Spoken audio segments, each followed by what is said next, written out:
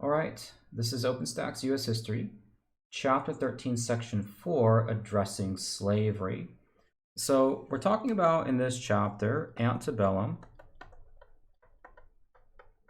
Reforms. All right, that the Industrial Revolution, the Market Revolution had changed American society, not always for the better. And of course, one of the changes that took place in the antebellum period, right, in regards to slavery, and I believe we talked about this in a previous chapter, maybe chapter 9 or 10, I can't remember, was that slavery had expanded dramatically.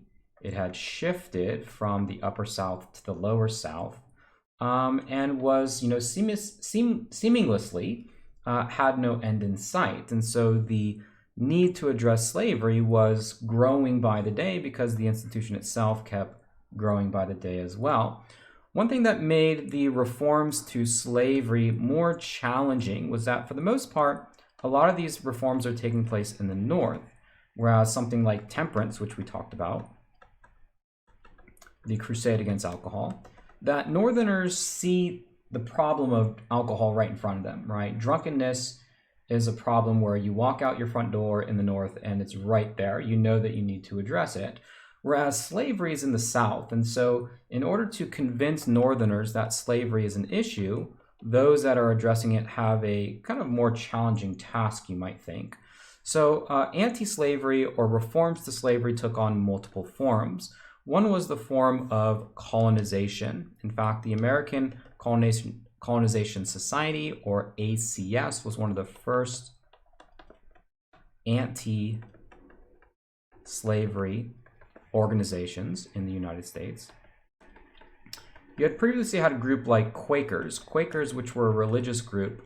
They had been uncomfortable with slavery, but they were a religion, right? So they weren't necessarily, we wouldn't call them a kind of a separate organization. It's because of their religious beliefs that they don't sanction slavery. So you already had some of those thoughts in the United States at the time.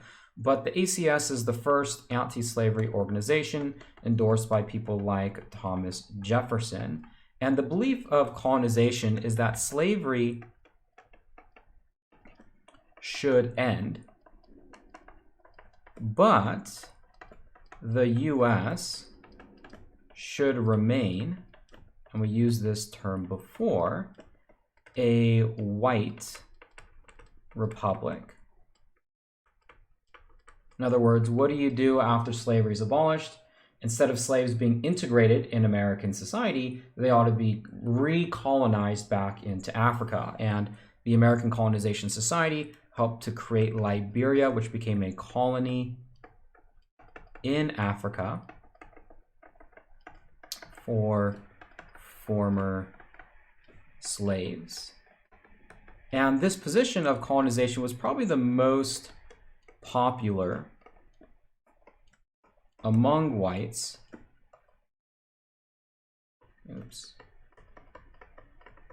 Probably until about 1850. Around 1850, 10 years prior to the Civil War, you begin to see different kind of approaches to this issue. So that was one, right? One way to reform slavery, get rid of it. Another one was just to use outright violence. Nat Turner's Rebellion was the most violent slave uprising, right? Nat Turner himself was a slave. We covered this in a previous chapter. So open revolt was one way to resist. David Walker, he was a free black, lived in the North, and advocated and actually called upon slaves to kill their masters. All right, so someone who's advocating for a violent solution. Those voices certainly were out there. Most people probably not taking this position, certainly not most whites taking this position, certainly among the free black and the enslaved population. There was a willingness to use violence, but violence wasn't the smartest way of resisting. Violence ultimately was like a suicide mission, so to speak, because very rarely did violence actually work, at least in favor of the slaves who were revolting. David Walker, of course, was advocating that you use violence, essentially fight fire with fire, so to speak. This was a newspaper publication of Nat Turner's rebellion, and a lot of those violent rebellions really created a sense of anxiety and fear among Southern slave owners. But the major reform movement to get rid of slavery is the abolition movement. And abolitionism as a movement advocates getting rid of slavery, but it advocates something a little bit different than the two things that we mentioned before. First of all, the abolitionist movement wants to make the argument based off morality, that slavery is immoral, right? It is a sin, it is against God, and that rather than violence be used, that instead non-violence, right? That's really where the abolitionists separate themselves from the David Walkers and the Nat Turners in that they don't advocate for an outright violent solution. They also, unlike the colonization society, and unlike some in the country, want immediate abolitionism, so that is no gradual emancipation, right? For abolitionists, it's very clear, right? You know, slavery, moral and what we might call American principles.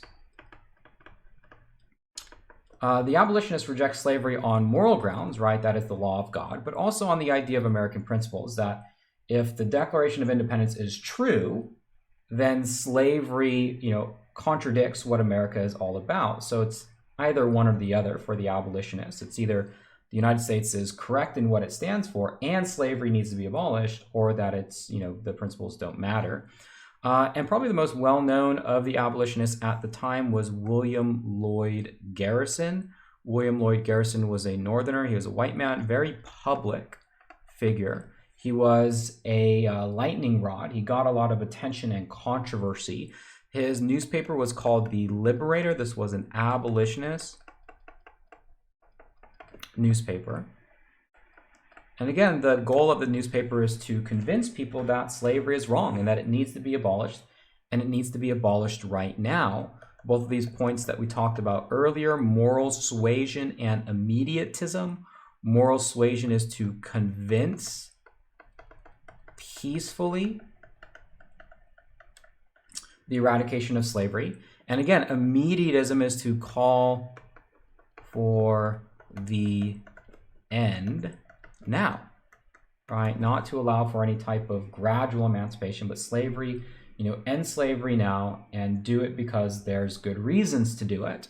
You know, what was really effective in convincing people was personal narratives.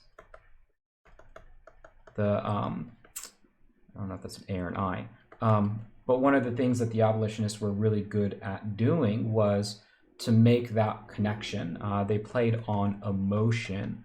So not to make the logical case for slavery, but make the emotional case for slavery, that it was absolutely evil and damaging and you need to get rid of it and get rid of it right now.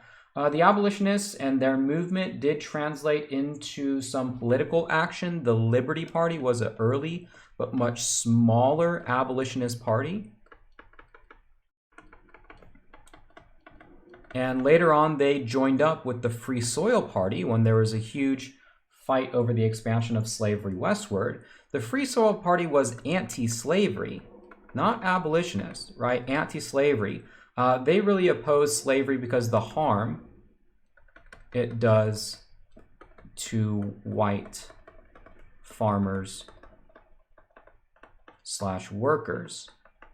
So it's not that the Free Soilers were objecting to slavery on the same grounds as the abolitionists. They rejected slavery, but for different reasons. But the Liberty Party could join forces with the Free Soil Party, and now you had a much bigger constituency of people who ultimately wanted the same goal, albeit for different reasons. The abolitionists, although they remained very small, actually, let's go abolitionists. One thing to keep in mind is that they're very, maybe we'll scroll up here, abolitionist movement. Very small in number, right? There's not a lot of people who subscribe to the abolitionist movement, but they're very dangerous in the type of arguments and persuasions they put forward. One of the ways that they convinced their message was by mailing campaigns, specifically literature. That would especially go to Congress. And you have to remember that we're talking about a time period where at this time you have politicians from the North and from the South, and that on most typical issues, it is on political parties, right? You have the Democrats and you have the Whigs. And for a very long time, depending on how people see particular issues, the Democrats will take a certain position and the Whigs will take a certain position. But when it came to issues of slavery, all of a sudden, political party didn't matter. And instead, all Northerners would vote the same when it came to slavery, and all Southerners would vote the same when it came to slavery. And this divide between North and South, that was the most threatening divide to the entire country. We had saw this in the case of Missouri, right? When it came to debating whether or not Missouri should be a free state or a slave state, all Northerners said free, all Southerners said slave, political party, who cares? And so every time that the abolitionists bring up this issue of slavery, these two camps begin to form. And this is especially true in Congress. And these are really the battle lines for which American politicians are willing to fight and die, right? These are the types of hills. And so what Congress did in order to avoid conflict is pass the Gag Rule, that is to prohibit discussion on abolition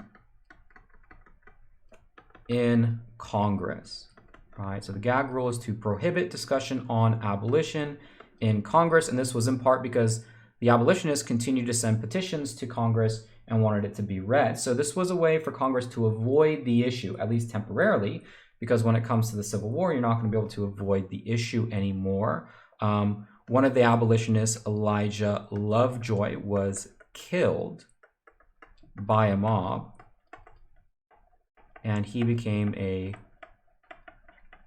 don't know if that's how you spell martyr, but he became a martyr for the cause. So Elijah Lovejoy was an abolitionist killed by a mob defending his printing press. Besides William Lloyd Garrison, probably the second, or maybe even the first, most well-known abolitionist was Frederick Douglass, who himself had escaped from slavery. So Douglass was different than Garrison in that he could talk about this personal account. This is a picture of Frederick Douglass right here. And he soon rose to become the most prominent abolitionist in the United States and even around the world.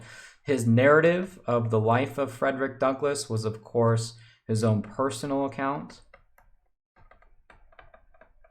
And he helped publish and circulate the North Star, which was a newspaper. So both people like Douglass, like Garrison, published newspaper, published literature, gave speeches, did everything in their power really to try to make Northern audiences. Again, for Northerners, they probably know that slavery exists, but it doesn't affect their day-to-day life. So, to make the case that you need to do something about this was all more harder for the abolitionists to do than it was for, other reform movements at this time.